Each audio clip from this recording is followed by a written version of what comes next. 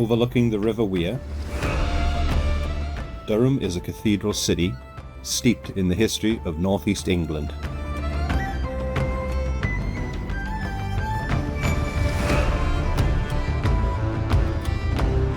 It's a 30-minute journey for us, taking the A1 motorway to the neighbouring county of Durham, and then joining the A690, taking us into the east side of Durham City. A left onto New Elvet, and another onto Old Elvet, parking up beside Hotel Indigo.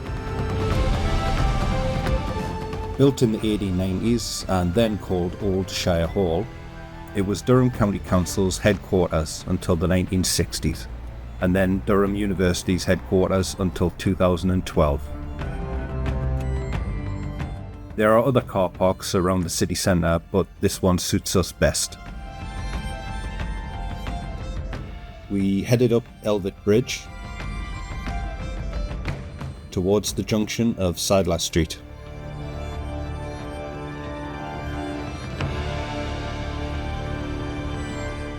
Before we venture further, if you're enjoying what you see, please click on the subscription button if you want to see more Kraigy travels.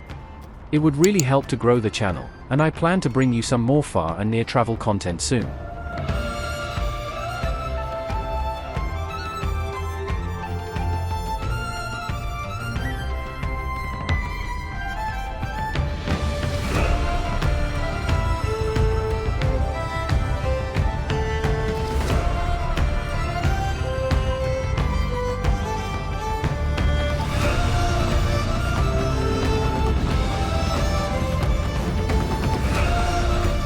Heading south along Sadler Street and taking a right at Owen Gate leads you to Durham Castle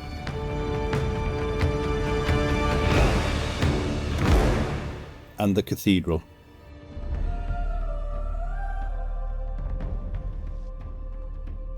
Durham Cathedral, formerly the Cathedral Church of Christ, Blessed Mary the Virgin and St Cuthbert of Durham, is the seat of the Bishop of Durham.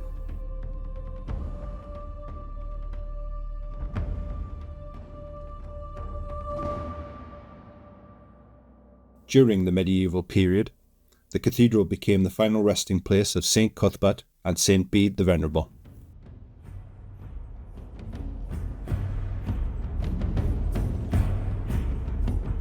It is the successor to the Anglo-Saxon Lindisfarne Priory,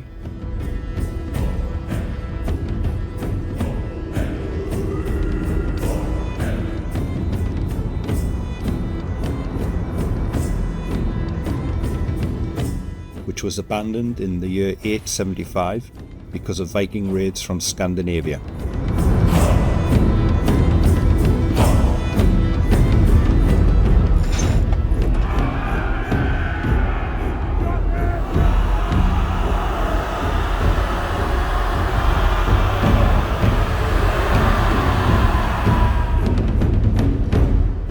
The monks settled at nearby Chesterley Street from 882 until 995,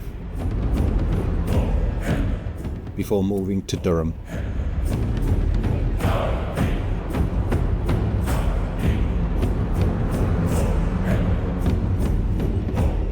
The cathedral also served as a defence against Scottish incursions, with the Battle of Neville's Cross in 1346 taking place a few miles to the west. In 1817, Sir Walter Scott, author of Ivanhoe and Rob Roy, wrote about Durham Cathedral in his poem Harold the Dauntless, saying it was half Church of God, half castle 'gainst the Scot.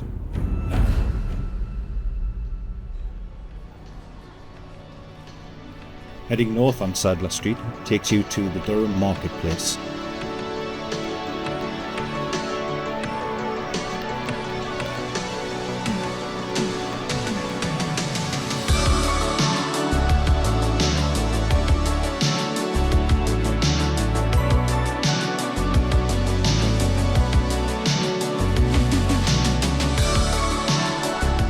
Records show that, dating back to Saxon and Norman times, Durham City has been a popular site for markets.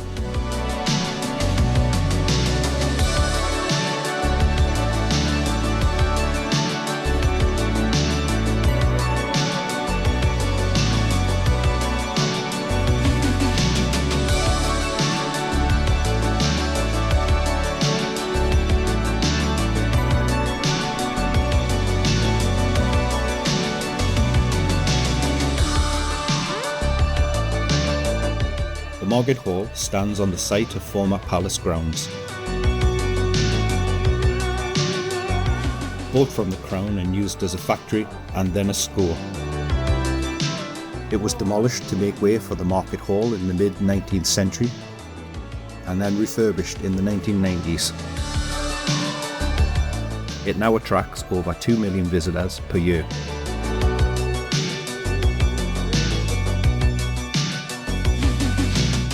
We then headed over to Millenium Square for a spot of lunch.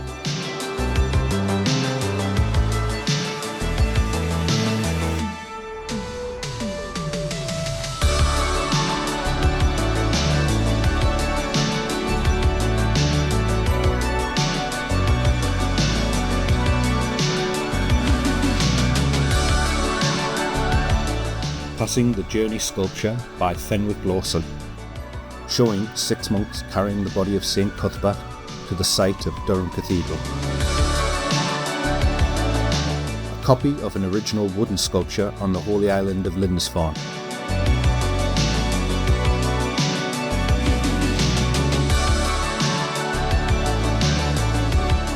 We wanted to be on the lower level of the square and took the lift down.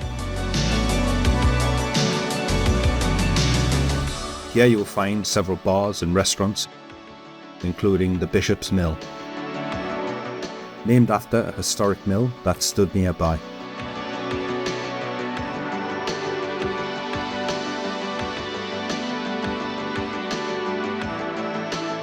It's a Wetherspoon's pub, and we popped in for a quick snack and refreshments.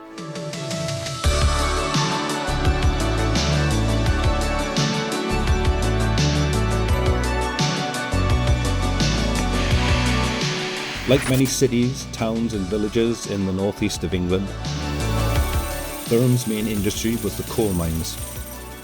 Although all have now since closed, the city proudly hosts the annual Durham Miners' Gala each year and has done so 139 times, celebrating heritage, history and community, with the most recent taking place in July 2025. It had been a few years since we last visited Durham City, and little had changed since then. But historically speaking, this has been the same for over 200 years now, and is what makes Durham City so special.